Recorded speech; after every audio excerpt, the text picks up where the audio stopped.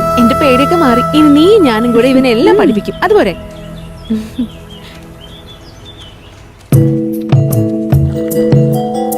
വാ, പേടിക്കണ്ട, വാ ഇറങ്ങ, വാ.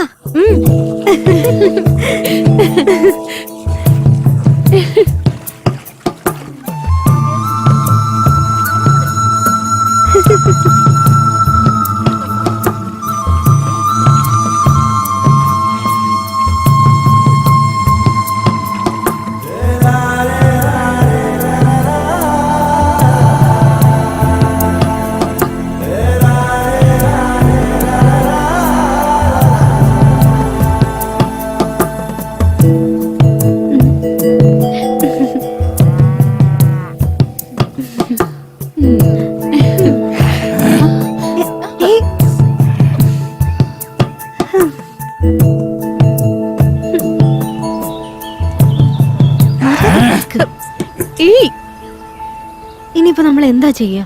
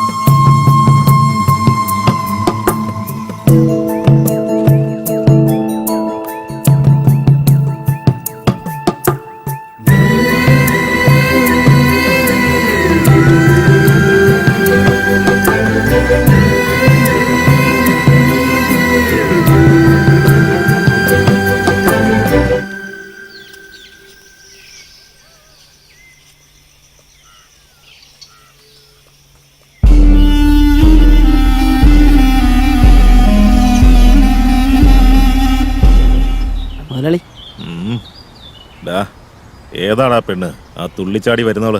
ആ കറുപ്പ് തവണയാണോ? മുതലാളിക്ക് കൊച്ചിന് മനസ്സിലായില്ലേ? കോട്ടക്കാടുള്ള പൊന്നിയില്ലേ, അവളുടെ മോളാ അത്.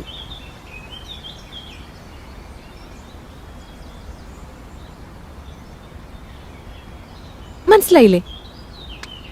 ഞാനൊന്ന് കാണിച്ചു തരാം, അതുപോലെ ചെയ്താൽ മതി. ഇനി മുതൽ ശരിയെന്ന് പറയാൻ ഇങ്ങനെ കാണിച്ചാൽ മതി, ശരിയല്ലെങ്കിൽ ഇങ്ങനെ പിടിക്കണം.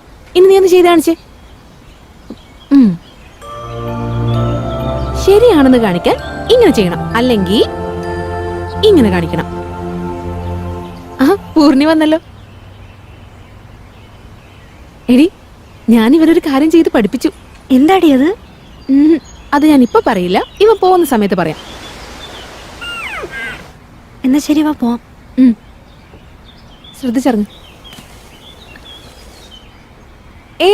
നിക്ക്, നാളെ നീ ഈ സ്ഥലത്ത് തന്നെ വരും, ശരിയല്ലേ?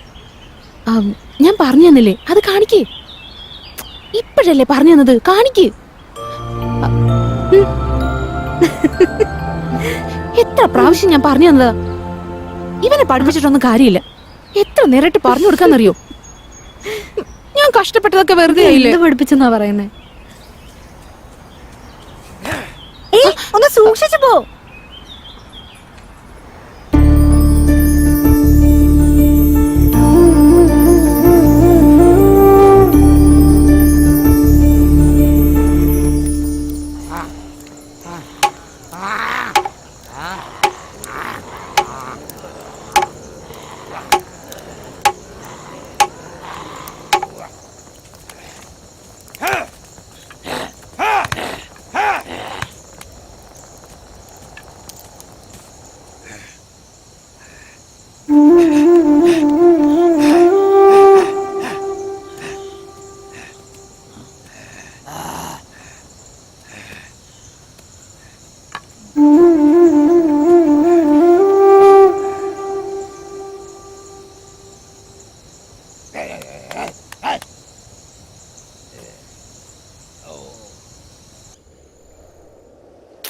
ഇത്ര നേരമായിട്ട് അവനെ കാണാത്ത എന്താ?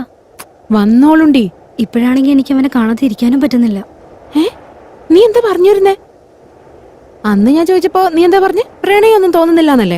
എന്നിട്ട് എന്ത് പറ്റി? എനിക്ക് ഇപ്പൊ അങ്ങനെ ഒരു ഇഷ്ടമുണ്ട്. അതെനിക്ക് അപ്പോഴേ അറിയായിരുന്നു. അവൻ ആള് നല്ലവനാ, പക്ഷെ അവനുമായിട്ട് എങ്ങനെയാ നീ? അതൊന്നും എനിക്കറിയില്ലടി. എനിക്ക് അവനെ ഇഷ്ടമാണെന്ന് ഞാൻ അവനോട് പറയാൻ പോവാ. അതവന് മനസ്സിലാവുന്ന പോലും എനിക്കറിയില്ല. എന്തായാലും ഞാൻ പറയാൻ പോവാ.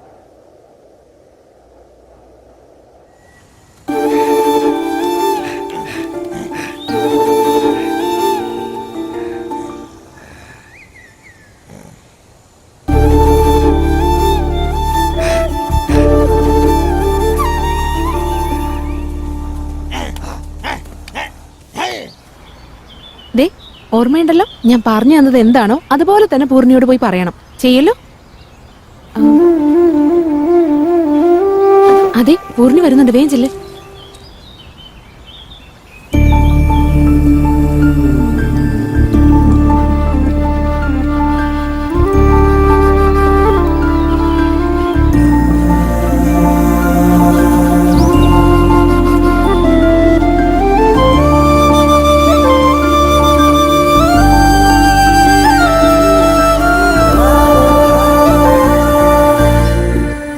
എനിക്ക് നിന്നോടൊരു കാര്യം പറയാനുണ്ട്. ഞാൻ പറയുന്നത് നിനക്ക് മനസ്സിലാവുന്നറിയില്ല, എന്നാലും പറയാൻ പോവാ.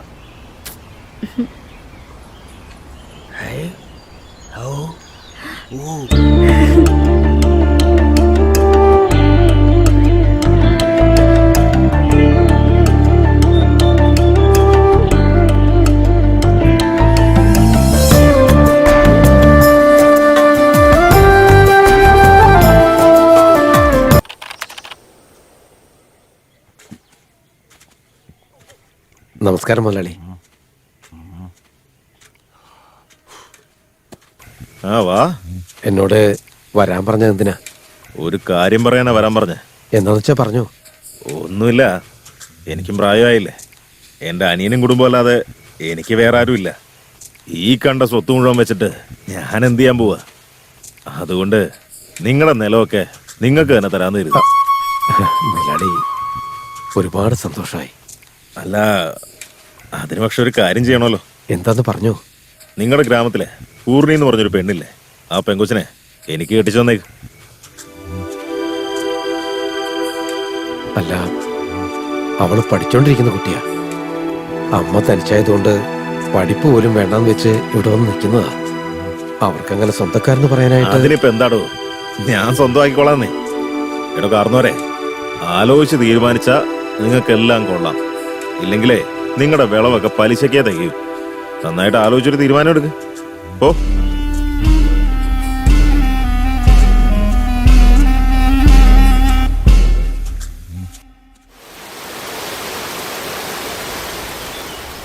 എത്ര തവണ ഞാൻ പറഞ്ഞു, എന്നിട്ട് എന്റെ പേര് പോലും പറയുന്നില്ലല്ലോ. ഇനി ഞാൻ എന്താ ചെയ്യണ്ടേ? താനെന്തോടൊന്നും പറയാൻ നടക്കുന്നത്? കുറെ മരങ്ങളും കാണുന്നില്ല, എന്നാ കമ്മീഷൻ ഒന്നും വരുന്നുമില്ല. എല്ലാം ഒറ്റയ്ക്ക് ഒഴുകാണോ നീ? സാർ, അങ്ങനെ സംശയിക്കില്ല സാറേ. അങ്ങനെ ഞാൻ ചെയ്യൂ. എന്റെ കയ്യിലേക്ക് ഒറ്റ പൈസ പോലും കമ്മീഷനായിട്ട് വന്നിട്ടില്ല. അങ്ങോട്ട് പോയിക്കോ. വന്ന സാറിനോട് ഞാൻ പറയില്ലേ.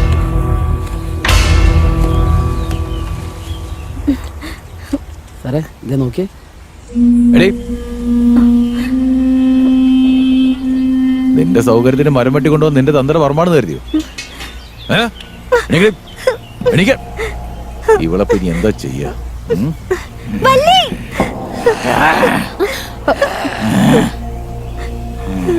എന്താ എന്താ സാർ? കാട്ടെന്ന് മരം വെട്ടാൻ പാടില്ലെന്ന് അറിഞ്ഞൂടെ അവൾക്ക്? അല്ല സാറ്, അവിടെ താഴെ പഠിക്കാൻ പോയിട്ട് കഴിഞ്ഞ ദിവസം വന്നേ. അതിന് താഴേന്ന് പഠിച്ചിട്ട് മുകളിലേക്ക് വന്നാ കാട്ടിക്കയറി മരം വെട്ടി കൊണ്ടുവന്നാണോ? അല്ല, നീ കറുപ്പന്റെ പെങ്ങളുടെ മോളല്ലേ?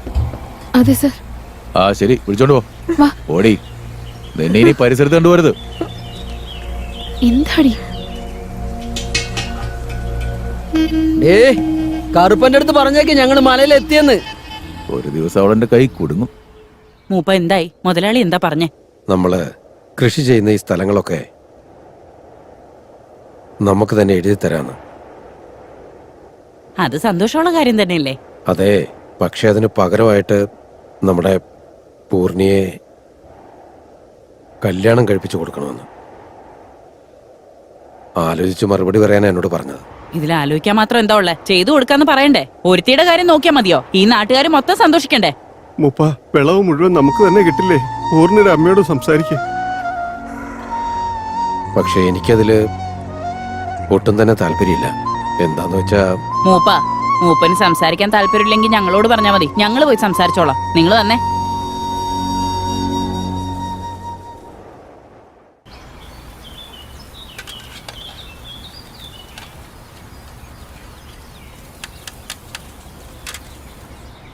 എന്താ എല്ലാരും ഒരുമിച്ച്? എന്തെങ്കിലും കാര്യമുണ്ടോ?